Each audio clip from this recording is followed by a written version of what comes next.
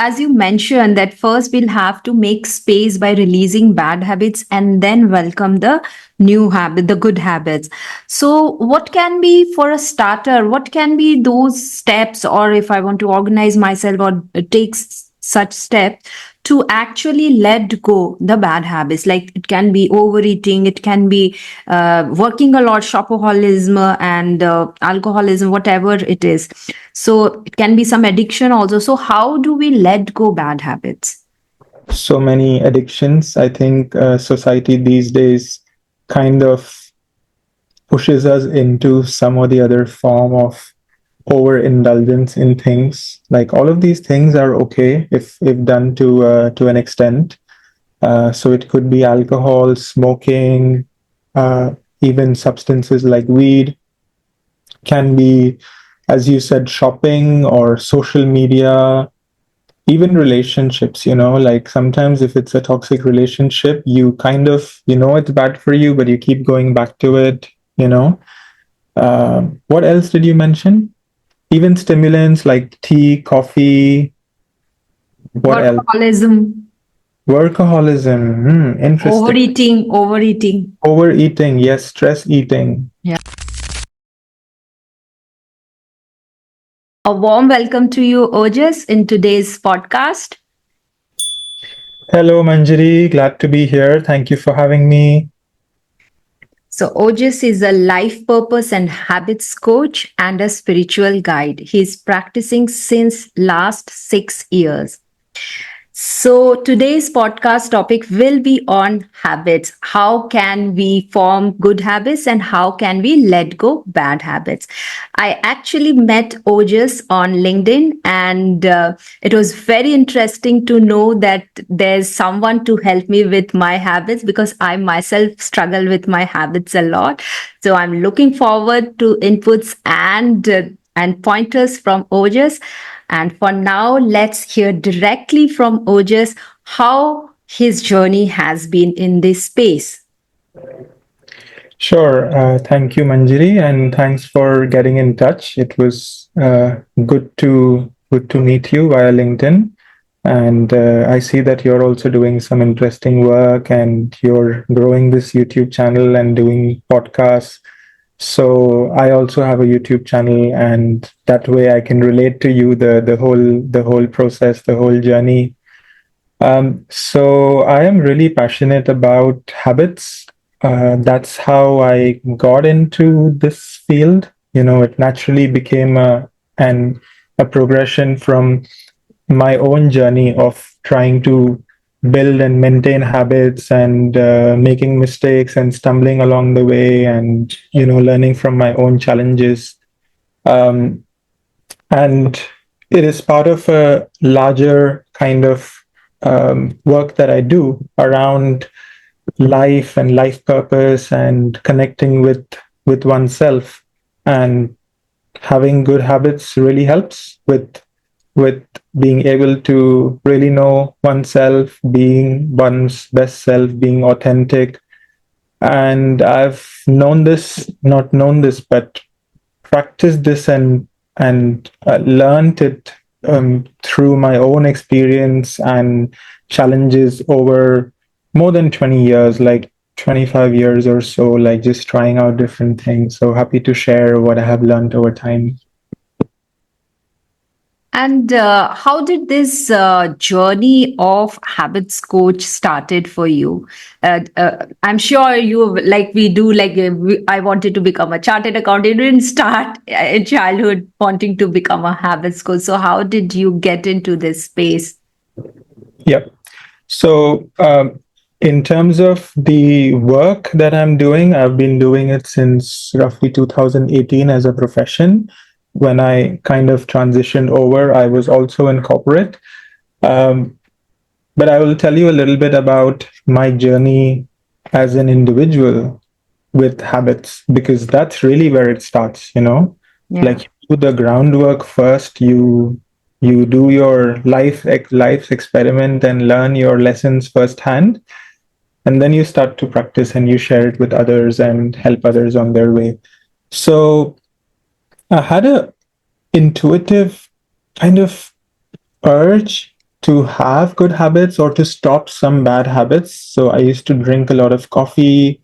My sleep timings were really bad. I used to like sleep late, very late at night and wake up very late in the morning, sometimes in the afternoon. And I used to miss classes and all that. Like talking about college time or even school time.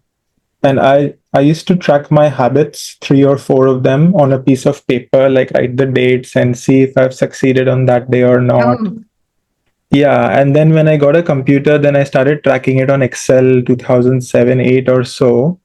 But I was already doing it on paper until then. And now you have like nice apps on the phone, and also I do the tracking over the phone. But it's very consistent, and it's very real, like it's something that I strongly believe in. And I have stumbled many times, like let's say I was having a challenge with coffee, as I said, or I used to play video games, or I used to um, try to quit smoking. And there are so many times like I've done it for some days and then I falter again.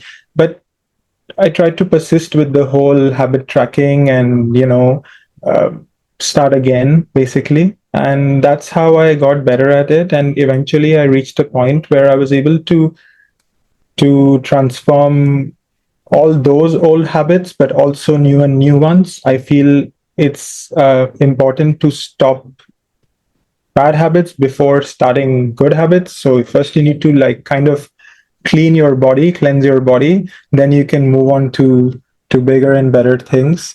So one by one, I was able to do them, and I've come to a point where I'm really good in terms of where my habits are, uh, and able to really make a change, like from the past. Like all of those things are gone, but also you need to be vigilant, right? Like you can't just let it go, because it's your kind of your weakness, and there's always a tendency to falter back.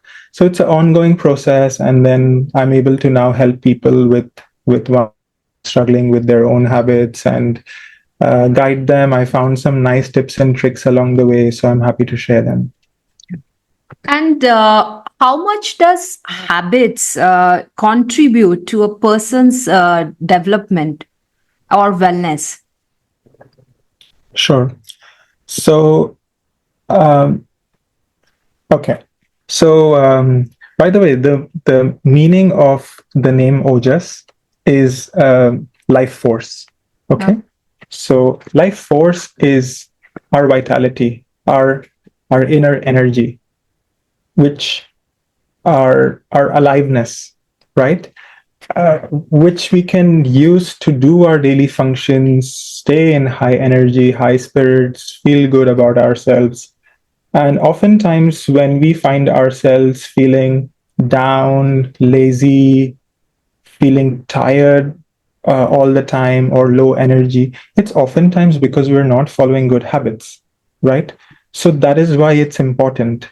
In fact, I would like to ask whoever is watching right now, I would like to ask you as well to take a moment and think about why having good habits matters to you. Because I would rather that you don't watch this video and you don't try to practice anything until you have a good reason why you want to do it. Okay, don't do it because it's a fashion, or because people say that it's good for health, or don't just say yeah, yeah, good health. It should really matter to you. It should really feel inside you. And I was able to feel the difference in my energy levels, in my mood, and my balance and general happiness. So that's why it was very much worth it, and it's still worth it now. So, as you mentioned, that first we'll have to make space by releasing bad habits and then welcome the new habit, the good habits. So, what can be for a starter? What can be those steps, or if I want to organize myself or take such step to actually let go the bad habits? Like it can be overeating, it can be working a lot, shopaholism, and alcoholism, whatever it is. So it can be some addiction also. So how do we let go bad habits? Yeah. You mentioned a few, and we can enlist a few more. There are so many addictions. I think society these days kind of pushes us into some or the other form of overindulgence in things. Like all of these things are okay if done to an extent. So it could be alcohol, smoking, uh, even substances like weed, can be, as you said, shopping or social media, even relationships. Like sometimes if it's a toxic relationship, you kind of, it's bad for you, but you keep going back to it. What else did you mention? Even stimulants like tea, coffee. What else? Workaholism, Workaholism. Interesting. overeating. Overeating. Yes, stress eating. Yeah. Sugar is a huge. Yeah. It's interesting that some substances are banned and some substances are like, people just feel, yeah, yeah, it's okay, it's totally fine. Like I feel sugar is Yeah. as bad as smoking, for the body as well as for its addictive nature. So yeah, I would say one at a time and go and target the one that is really putting you down, because and usually there is a reason, like this all these things that we do, there is a reason behind it, and I think it's really important to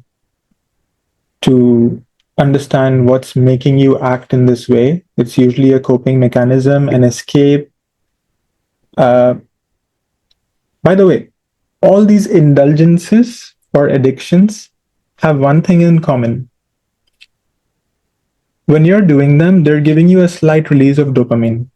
Yes. Yes. So what is dopamine? Dopamine is the feel good chemical.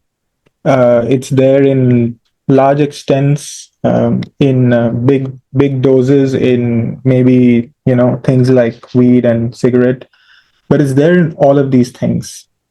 Yeah, when you have a piece of cake or chocolate, there's a little dopamine rush, and there's even a rush in the anticipation of it. When you're about to go and get it, whatever it is, even if it's shopping, is the act of shopping and picturing yourself having that item that gives you the rush of dopamine. So you keep doing it, right? And when you actually have the item, maybe you don't feel as good as the anticipation of it, right? Yeah. So I've been in it. It's still there. We are hardwired in a way, like the whole chasing pleasure and running away from pain. And after a point, you need to realize that you're just trapped. You're trapped in constant cycles of running towards things and running away from things. And the thing might change. It might be a person, it might be something or the other, but essentially, this behavior is not serving you. And it's become so normal for us. And it's unfortunately, it's it's been promoted by society as well in the name of capitalism, because if they make a good uh, perception of drinking coffee, then the coffee beans will get sold. If they make a good perception about buying dresses or buying electronic gadgets when it comes on sale, then the whole industry is going to keep going, right? People are going to make money. But for a common person, like I really need that dopamine. So how can I go past this habit of shopping when I don't need, eating when I'm not hungry? So how do I get over it? Hmm. It's only a willpower, or we can actually do some processes, or we can attune ourselves to not go for bad habits, or it's just willpower. Right. No, it's definitely not willpower. I will come to it in a moment. Let's park this topic. We'll come back to it, okay? But first, you said that we need dopamine. And this is where I kind of want to go a little bit deeper. We don't need dopamine. Okay. What do we really want? Maybe you can tell me, like deep within us humans, what do we really want? For me, it will be peace. If I'm peaceful, then I don't need Yeah, dopamine. I don't want to go yeah, shopping if I'm peaceful. exactly. Only when I have that unrest, then what to do, then let's go shopping or eat. Yeah. So this is where I want to kind of give you a holistic picture and connect it with the self. We all want to be happy. We all want to be at peace. We want to be at bliss. We want to be content. And we want it to be everlasting happiness and peace. Okay. Not momentary. Now, what has happened through our conditioning is that, and by the way, society is just a lot of individuals coming together, and it is the collective mind. But ultimately, it is just, is the mind projected outwards. Yeah. And the individual mind is the society projected on the self. And society is self projected outward. Yeah. So we have forgotten where to look for happiness. Okay. Essentially, we have lost the connection with ourselves. And we look everywhere outside. And unfortunately, right now, we live in so much ignorance, and just going a little bit deep for a moment, I'll just say one statement. Ignorance is really the cause of all suffering, not just bad habits or not just low energy. So, and what is ignorance? Ignorance is the belief that the key to my everlasting happiness is outside, by achieving something, by getting that next thing. Yeah, we're workaholics because we're escaping some maybe some heavy emotion. We can come to that in a moment, but also because we're trying to achieve something. Okay, and we're like, okay, I need to work harder and harder, and when I get that, then I will be happy. That's Similarly, we try some quick fixes, we try some long-term fixes, but we're just trying to fix. We're trying to be like, okay, when I have this partner, this job, so much money, yeah, then I will be happy. So that is the ignorance. And so we don't need dopamine, uh, we just need to find our happiness within, and it can be done. I just want to be there and tell everyone that it can be done. It takes time, it takes patience, and it takes some work. And sometimes you need to work with somebody in order to really go deep. Essentially, you need to sit with yourself. It's the most easiest thing, and yet because of our programming, we look everywhere but within. We are so scared to look within.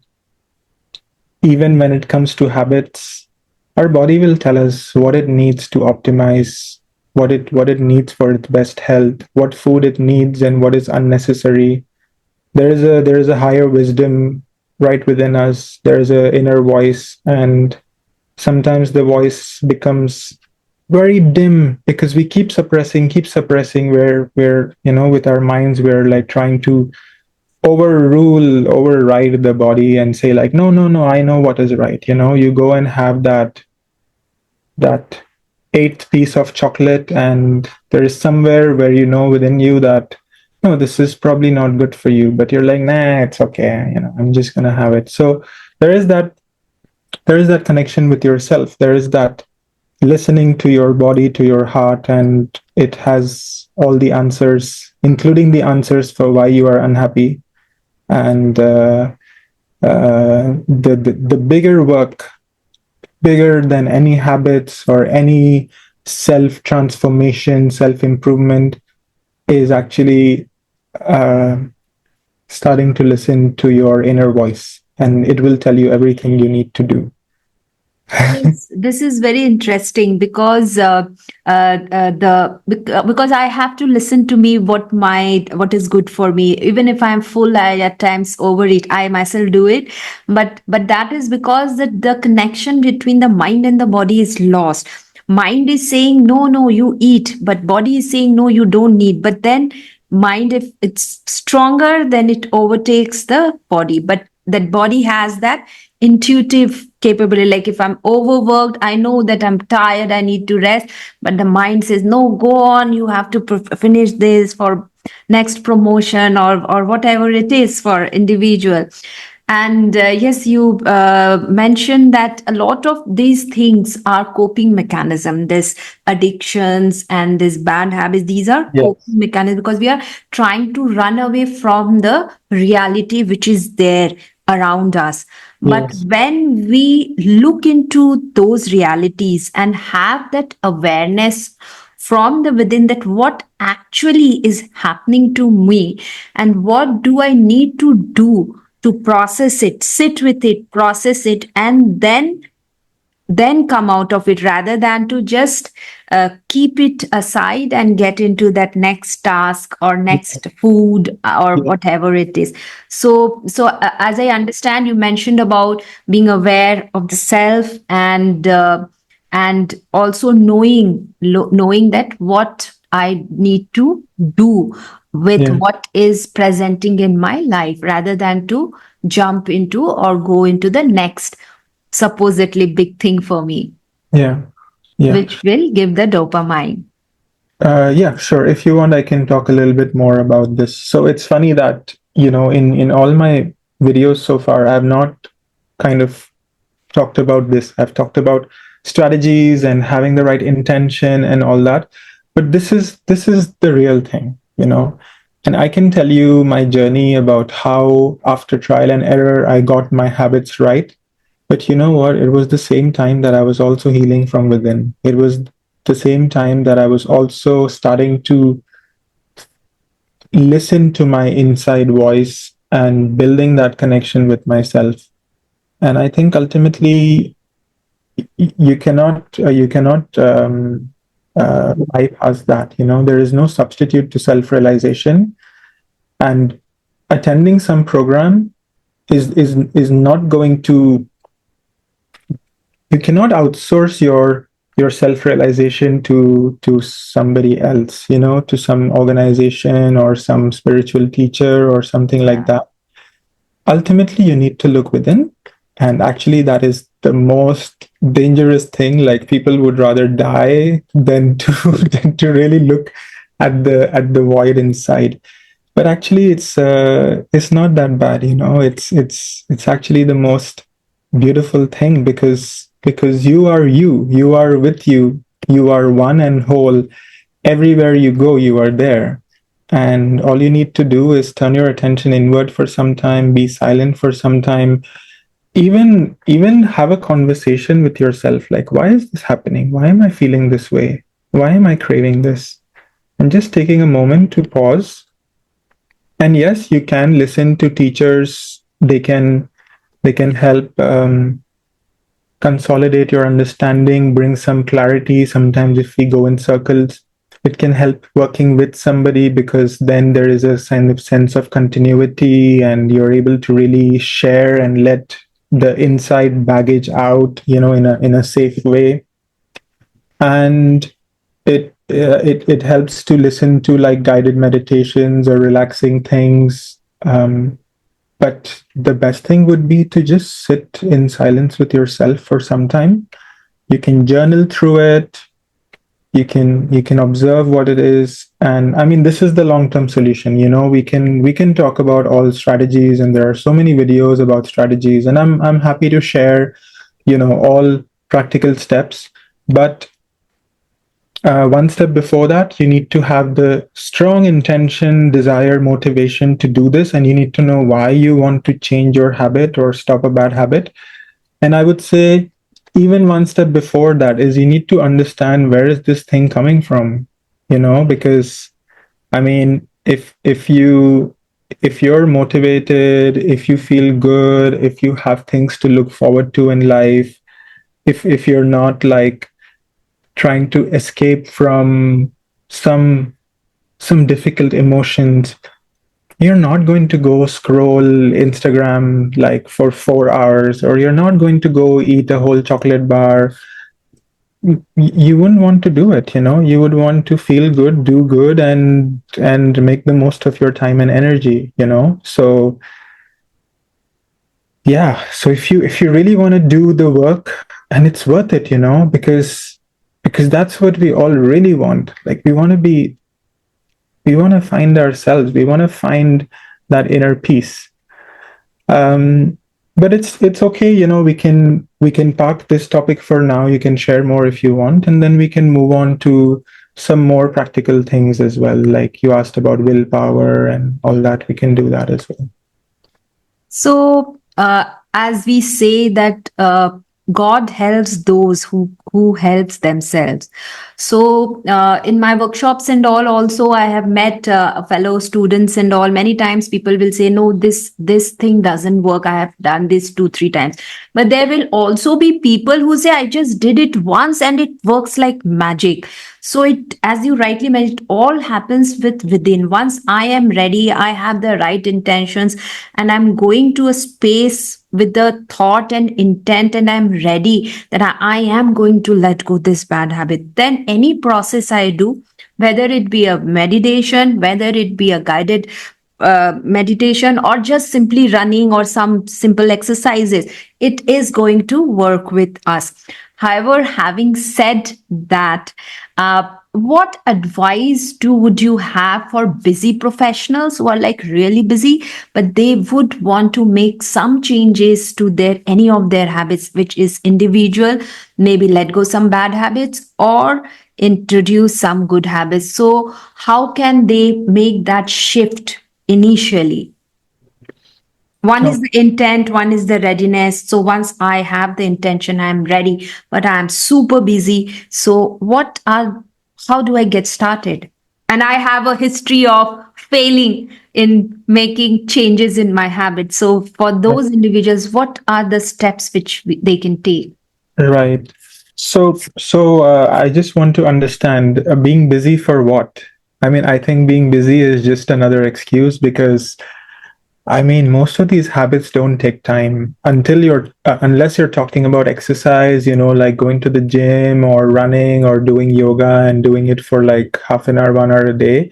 I mean, if you want to quit some habits, then it doesn't take time. It's actually going to save you time. Like if you're going and smoking, and it takes you 10 minutes, like 5, 10 times a day, you're going to save time.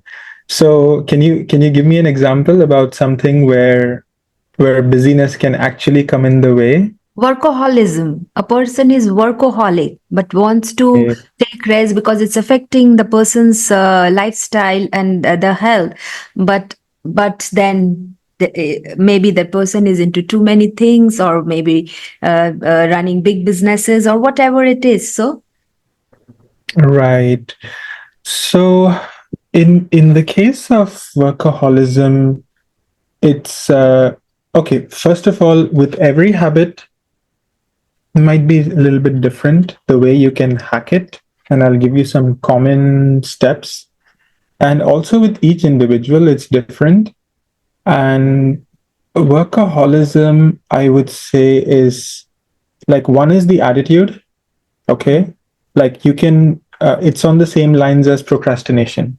Yeah, procrastination is like not doing something for a long, long, long time, yeah, and workaholic is the opposite, like keeping yourself so busy, yeah, so that you don't have time for other things. So I would say that here you need to like really ask yourself, firstly, do I want to stop working? Why do I want to stop working? It's having an effect on my health, or what is it? Like, it's affecting my mental health? It's taking away time from what I really want to do? What is it? Like, your own reason. Secondly, uh, start to identify, is this really important? Like, and this is like, if it's related to your work and your sense of identity is with that, right? like like I need to do this because I need to get here. You need to ask yourself some basic questions, right? Like, how much do I really need to do and how much is excessive? And specific to the case of workaholism, then if you are willing to take out time, then you need to decide what you want to do with that extra time, right? And that ties in with some of my other strategies strategies. So you need to do something to substitute. Yeah, you always substitute with something else, right?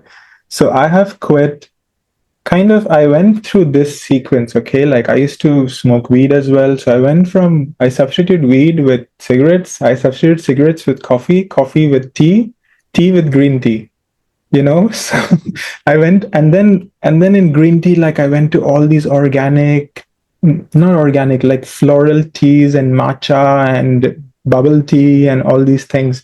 So I made it like really interesting for myself. So you need to substitute.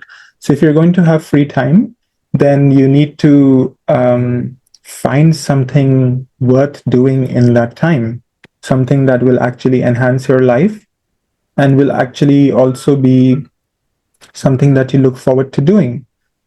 For example, if you want to travel, if you have the time and money for that, some place, plan for that, go there, or take up a new hobby. So at any point of time, I have a lot of hobbies that are parked, and usually I don't get to them by allocating time. Usually I get to them by like a surge of impulses, like, yeah, I want to get into this, right? So recently I've got into guitar and flute, and so there are many things that you can try that you have always wanted to try. And I think we all know, like, if I had so much free time, this is what I would do. So this is what I would say for workaholism and taking out time.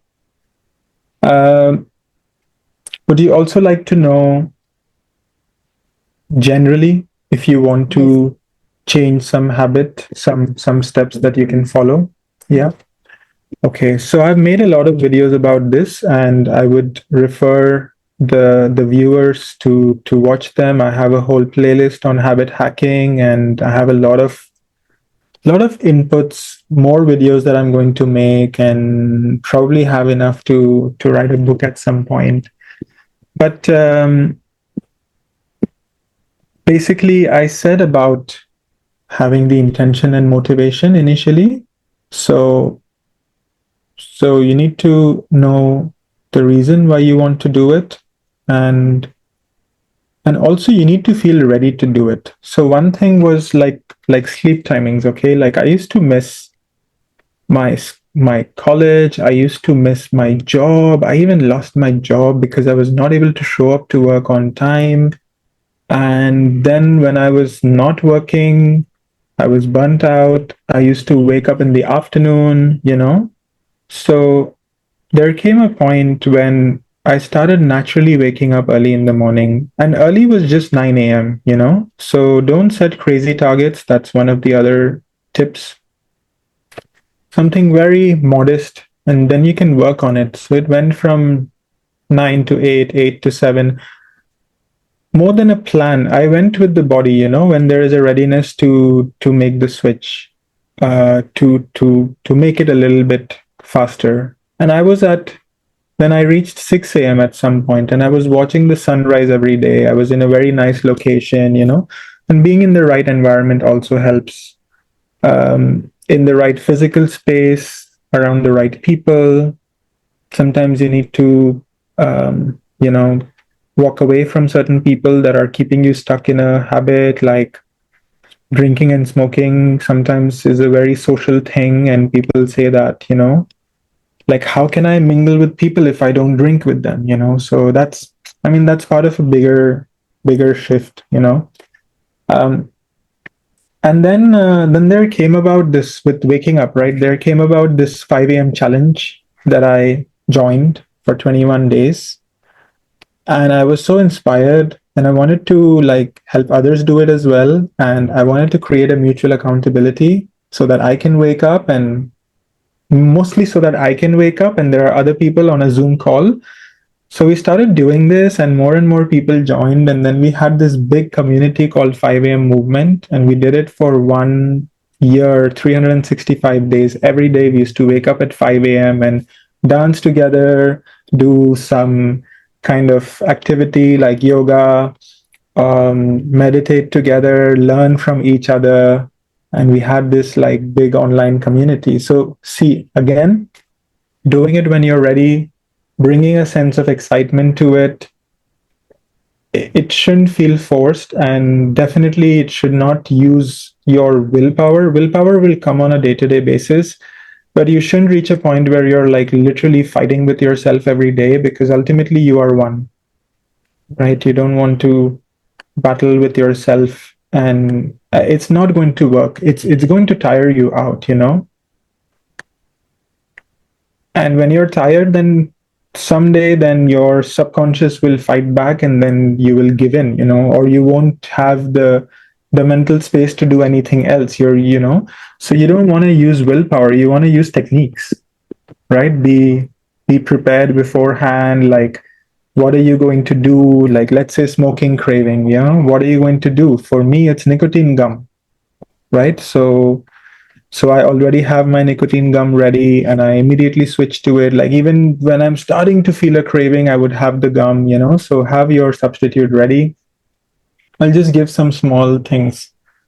So getting into running, for example, like I like to get excited by tracking my runs and by getting some equipment. Like I have a smartwatch, and I have some shoes, some very nice shoes. So then I track every run and I make it interesting for myself. Like I would go to a different route every time, see some different scenery, or try to run faster than the last time or longer than the last time or something or the other, you know, just create some games for myself. And then the whole habit tracking thing, also, you know, using an app, that can also be a game. You can set your own targets, and you can say that, you know, when I achieve 21 days, then I'm going to reward myself with such and such thing. And you can see your own progress, and that makes you want to stick to it. And you can stack habits together, you know. So for example, a morning routine. So when you wake up, you can link it with meditation, you can link it with taking a shower, maybe a cold shower, anything else you want to do, going for a run or doing your kind of yoga activity. And I mean, it needs to feel good. Like you need to be willing to do it, like not just do it because, yeah, I'm supposed to do it, I've heard that it is good. No, you know, you need to, but then it happens in flow, you know, you do one, then it's easier to do the second, then you'd like, oh wow, I already did two things of the day, so the third thing becomes easier. And then you just want to do as many as you want, as you can, you know, then you are in momentum. So that is habit stacking. And there are many books about this, like Atomic Habits is a very famous book. It talks about habit stacking and about, you know, making tiny changes. uh yeah, that's what I can think of. There is also, I think you may be asking me later on about like if you don't succeed or if you fail in between or something. So I Yes, yes. that So what to do when if I am on a diet and I'm cheating too often with a piece of cake or some maybe pizza, or I'm cheating too often. I'm on a diet, but I'm cheating too often. So I am breaking that habit. So how much time does it take to form an habit, and when do I know that I'm falling off? So as you already rightly mentioned, that anything in the right quantity is okay, like drinking pizza or anything, but when we overdo it, then that is what is toxic for us. So when do we know that we are overdoing it, and then when I'm falling back, like I'm trying to do it, but still I am too many cheat meals, those things. So how to put myself again back on track, and even how to know that I am faltering, because it happened with me, because when I'm on a diet, so but I was not losing any weight, or there were no signs of any progress in wellness, then my nutritionist said that you have to journal what you are eating every day, and I kept telling the nutrition, no, I'm eating very healthy. And but when I started journaling, I saw that almost I was cheat eating every day. Maybe I was eating like breakfast, lunch and dinner very good, but in the evening either I will have a samosa, or I will have some fries, some patties, or a cake. So I was actually cheat eating every day. And then nutritionist said that okay, we'll change the chart. Now you will go in a mid meal, like you will still have your rice, your rotis and all, but maybe in lesser quantity. So I was not even aware that I am not eating healthy and I am cheat eating. So when do we come, how to know that this is just for eating? Maybe for eating it is more obvious, but for Yeah. other things, many things, for habits and all, especially if it is a behavioral thing, people are most of the time not aware that they are have not broken the habit, or they are back in the past. Maybe they made some progress, but then they're again falling off, like in my case. So how do we first know it, and once I know it, how do I get over it? Mm. So, when it comes to your diet and nutrition and calorie counting, that's a science in itself. And you have some experts for that, nutritionists. And that is something to, once again, just like you work with a coach, let's say for your habits or for your inner work, you would work with a nutritionist for your meal breakdown, how many calories, how many meals a day. So you need to find the right thing, right? So if you're faltering many times, then there might be an issue with the design of it. Yeah. Okay. Maybe your target is too extreme, uh, of the number of calories, or maybe it's not in sync with what your body wants in terms of number of meals, or you're missing some essential nutrients, maybe some salt, sodium in the body, which is getting done with these snacks. So I mean, you can hack it, but I would say that it's really different for this than with something else, which is like very obvious, right? Like if you want to do, so these days when it comes to workout, my target is like 1 minute plank in a day, or 10 push-ups in a day. Okay, like as simple as that. When I started running, my target was 10 minutes of running. That's it. you know Okay. to make it as small and simple as possible. But just to say, if it's something like exercising, if it's something like stopping some substance or something, then you need to create a system by which you can track it, and you set the goal. And I mean, if it's behaviors, I would say it's really different, and it would be a different kind of slightly different topic altogether, although the ingredients, the reason why we do such things are the same, but behavioral patterns, like getting angry often, or um, you know, things like that. I think anger is one very common thing.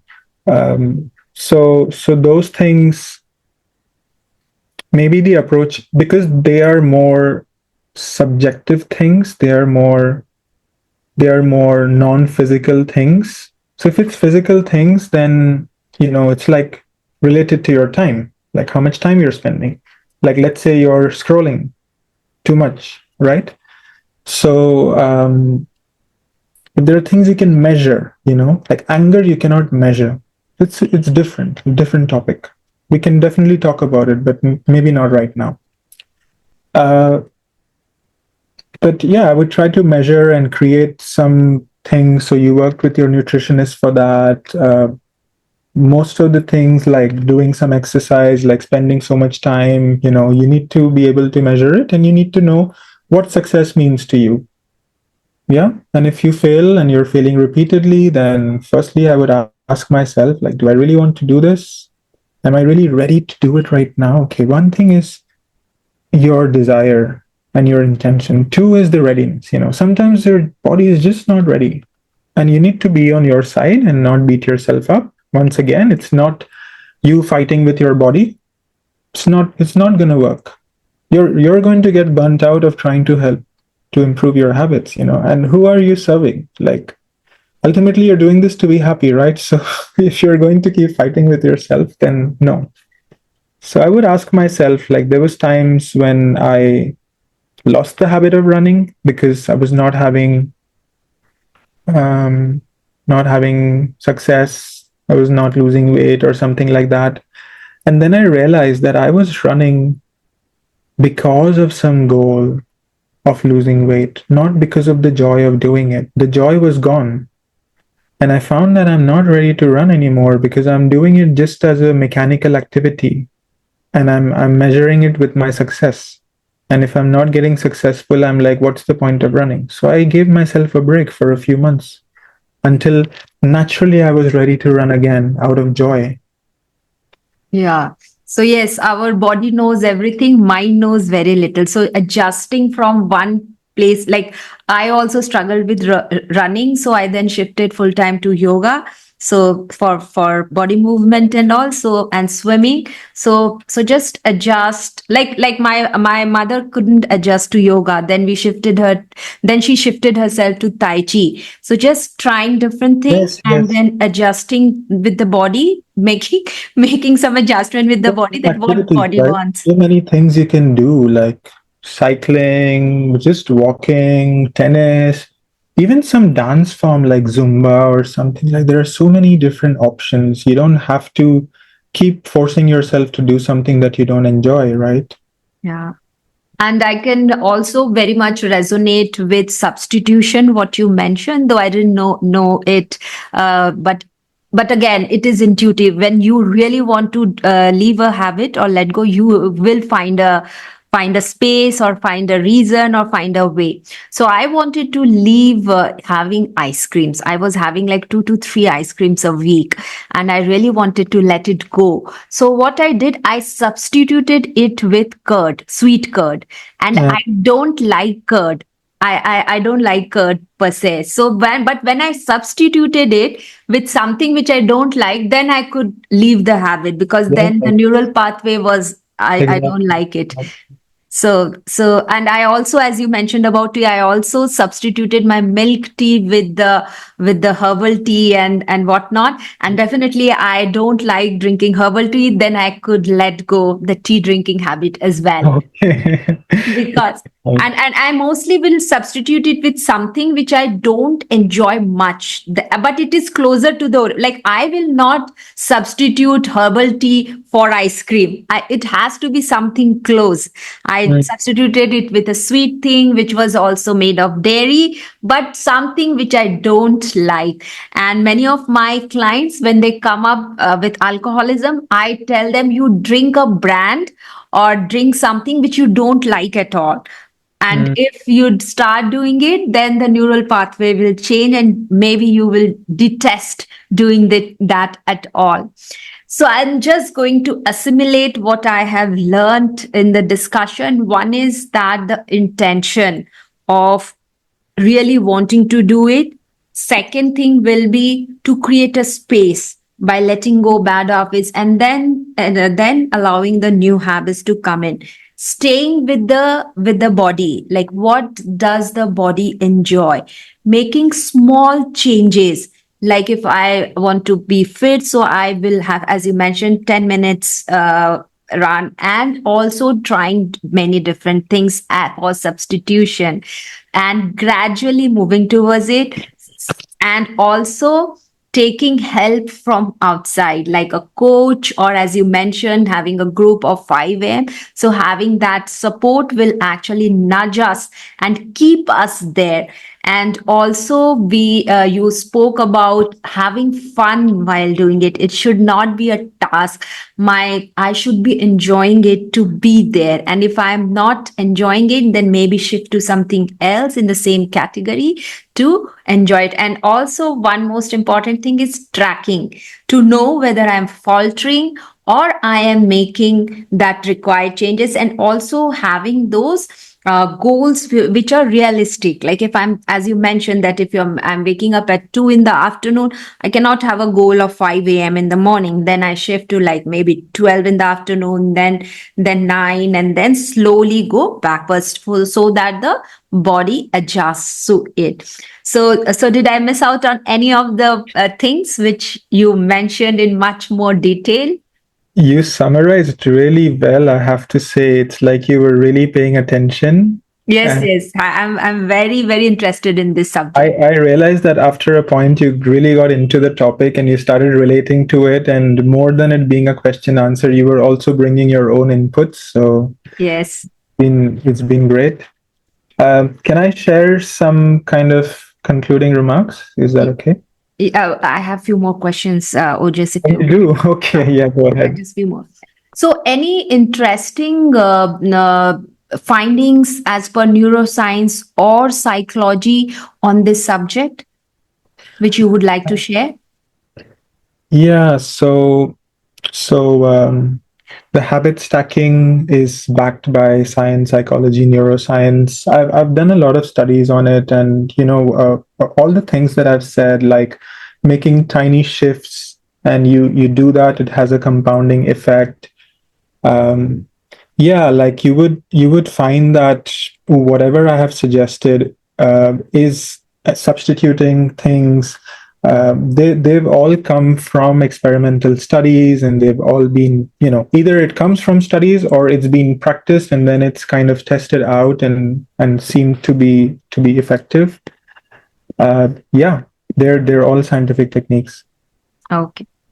And would you like to share any of your experience with any of your clients, which where you really had some profound outcome or some big change?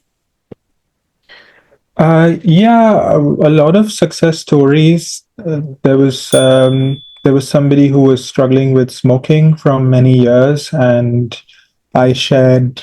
It didn't even take so long. It was a couple of sessions. Sometimes it helps to keep that continuity and keep that accountability going. So yeah, he was able to stop smoking again using the gum, and then kind of using it anytime there is a moment of weakness, like kind of drinking and smoking go hand in hand. So yeah, so a lot of success stories in that regard. And also like the whole community that I had created on the 5 a.m. movement, like so many thousands of people were there, and being able to show that something which seems very impractical, waking up at 5 a.m. consistently, not just waking up, but also doing all these activities like movement, meditation, learning things, uh, that we were able to do it in a fun way, and in a way that feels so rewarding, that people who did not even intend to wake up at 5 a.m., did not even have any interest, are now starting to make that shift. So just gamifying that. Okay. Okay. And any concluding remarks or any insights you would like to share with the audience from your side? Yeah, sure. So, you had asked about a question of like, in a way, relapsing, but not even being aware of it and all that. Mm. So I said, setting targets. So that was a part of the topic. The other is when you do know, and also we talked about when you're relapsing, ask yourself if you're really ready to do this and all that. But one thing I want to say, and this is my concluding remark, is be kind and compassionate to yourself throughout the way. Don't get trapped in cycles of guilt. It's not helping anybody. Be on your side, be your friend, be your coach. And uh, this is my kind of copyright kind of thing that I developed, and it's been very helpful to me as well as clients. Give yourself unlimited free passes. Okay, so let's say that you wanted to stop something and you stopped it for many days, and let's say you're tracking on your app. You asked about how many days, right? So 21 days is a good number. That's a good starting point. For some things which I find almost impossible to do, I start with a 7 day target. When I hit 7 days, then I go on to maybe 14 days, 10 days, little by little. Then when I go to 21 days, then I do like, okay, can I push to 30? When I do 30, can I push to 50? If I do 50, can I do 100? By the time it goes to 100, then I don't need to track it anymore. Then it's just become a habit. But 21 days, yeah, it's a good number. It's a good starting point. And after doing that, then you can think about it. Like, do I really want to continue this? Is it giving me a benefit? It's enough time to make that shift to know. And during these 21 days, even within the first 7 days, if you falter, like smoking, for example, same could be about alcoholism. Smoking is something I struggled with personally, so I know more firsthand. So you falter on your day 3, and you have one. Maybe it could be coffee, whatever. Uh, you don't need to say that, okay, I lost it. Now I failed. Firstly, failing, nah. You don't need to think of it as a failure. You faltered. Like it only takes success once. You can fail as many times as you want, but you only need to make it once. So if you have not given up, then you haven't failed, right? So, but skip that day, keep going. That's what I would say. So that is your cheat day. That is your free pass. Free pass. Okay.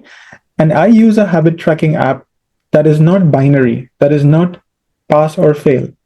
There is also a skip option in that app. Okay. So if I've done it for like 10 days and then 11th day I've missed, it doesn't break my 10-day streak. It just skips that day and it moves on to the. Okay. Okay. So give yourself free passes. Maybe you can start with one free pass or 3 free passes, but the goal is not to be a policeman. The goal is to actually help yourself and be on your side. So if you need another pass, give yourself another free pass. Okay. Yeah. Yeah, that's really nice because we are not penalizing ourselves. We're not feeling bad that okay, I had that piece of cake or whatever it is. So it's okay. It's human. One more thing I want to say, we've already talked about it. We need to find gamify, I said, make it exciting, find our own techniques. I have a lot of different techniques that I've tried over the time, and uh, make it fun. Don't make it a stressful activity. Don't, yeah. And what was I going to say? Uh, so yeah, you need to find, like you said, that you're going to move on to something, to switch it with something that you don't enjoy so much, Yeah. right? That is something new that I learned.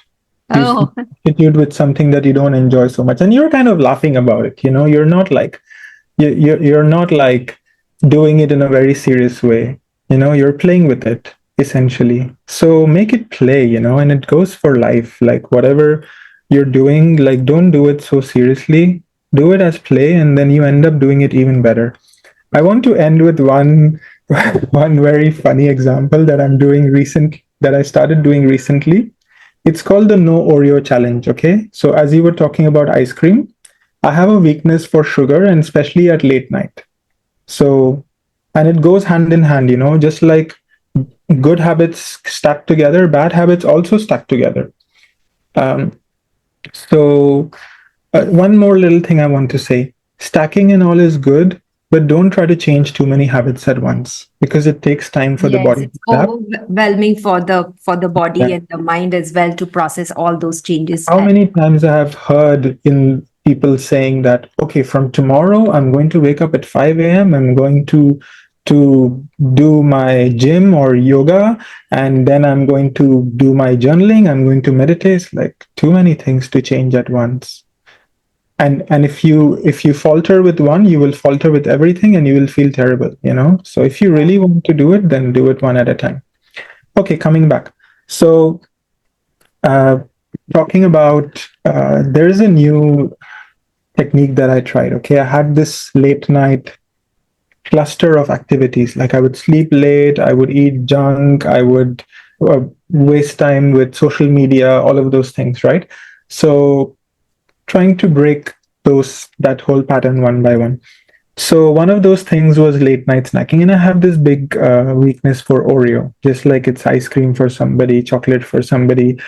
So what I did was I kept a packet of Oreo in front of my bedside table, and I look at it every day. Even now, I have it. Okay, and the challenge is For 7 days, I'm going to look at this packet, but I'm not going to eat it. And what I'm doing is I'm building a muscle.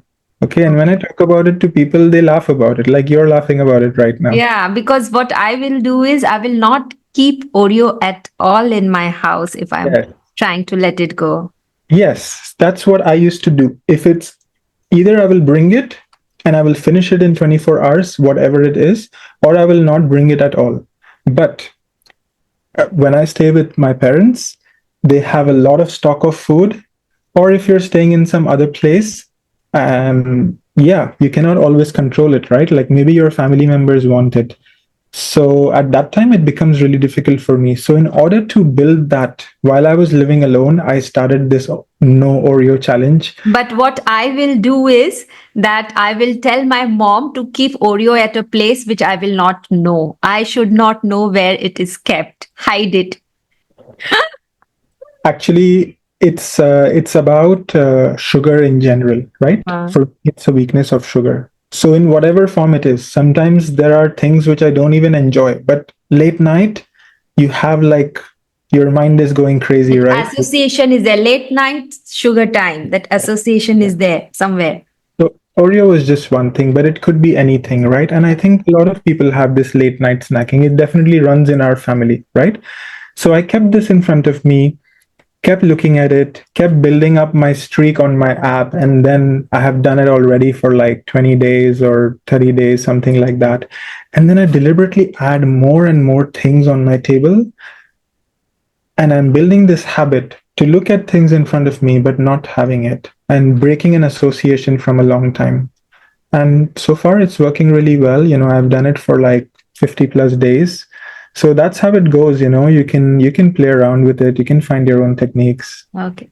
Nice to know that because I am the opposite extreme that I'm going to hide it and not have it in front of me. But you are saying just have it in front of yourself and then There building. are circumstances, right, where you cannot hide it, where Okay. you're in a place where it's there and you need to practice your own moderation or your own abstinence from it.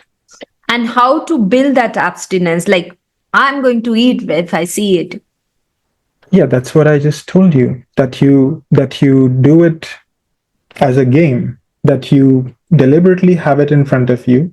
Like I would say, even with smoking, right? Like I used to live with roommates abroad and they used to smoke. And, I was always like, it's constantly there in front of you, right? Like you want to go away from it, but there are other people around you who are doing it. Same Yes. with workplace.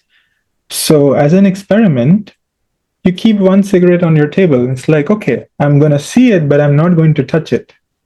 And I heard it from somewhere else. Like there is like one bottle of beer in the fridge that is like it's there just to look at it and not to have it.